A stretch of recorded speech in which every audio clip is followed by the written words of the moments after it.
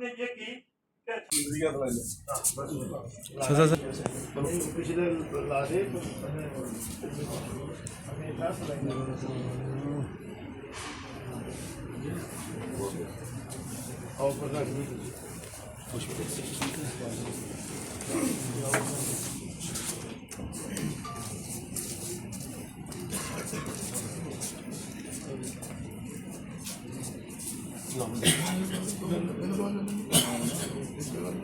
चलो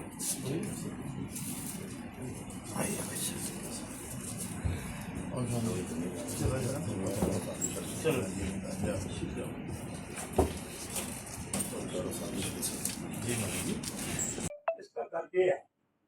आज तो हालत ये है, मैं कोई कटाव नहीं कर रहा, बनाया दिन बनाया जा रहा है।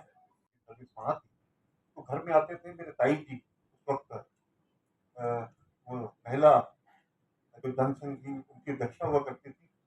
मेरे चाचा श्री ओम प्रकाश जी डॉक्टरी वाले, वो भी संघ परिवार से थे, उनका आना जाना काफी रहता था।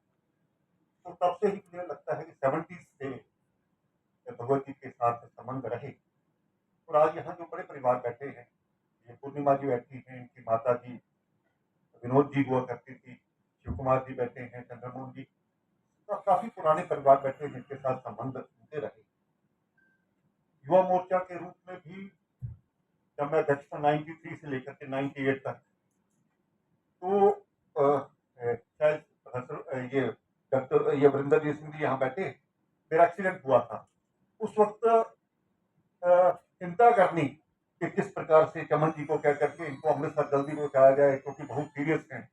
उन सभी शब्दों उस समय में भगवत जी का बहुत अच्छा एक साथ रहा। तो उसके बाद जब मैं युवा मोर्चा का अध्यक्ष के नाते काम करता रहा, बहुत बड़ी यहाँ पर एक यात्रा हुई थी जिसको एकता यात्रा भी कहते हैं। उसके साथ जो मानव दीवार का कार्यक्रम हुआ था, उस वक्त भी रंजीत जैन जी, शमशेर सिंह जी मेरे जनरल सेक्रेटरी हुआ करते थे, वरिंदर सिंह जी हुआ करते, तब भी उन्होंने बहुत साथ दिया कि ये श्रेय युवा मोर्चा को मिले। इस प्रकार की उनकी कोशिश रहती थी। मुझे याद है कि आखिरी समय में उनके साथ मिलना भी हुआ 2015 में। मुझे शिव नारायण जी हमारे विश्व हिंदू परिषद के प्रचारक यहाँ पर भी पहले रहा करते थे, उन्होंने कहा भगवत जी आपको याद कर रहे हैं। मैं स्पीकर के नाते वहां पर जाकर के उनके परिवार से मिला।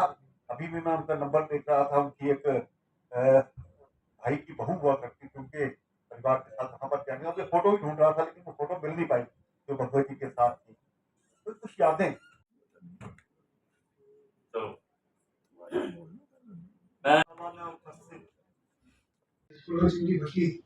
उसका आश्रम में आए थे, आज भी देख रहे। मुझे कहने लगे आपने उनके पुत्र का फर्ज निभाया है, उनका परिवार को था नहीं।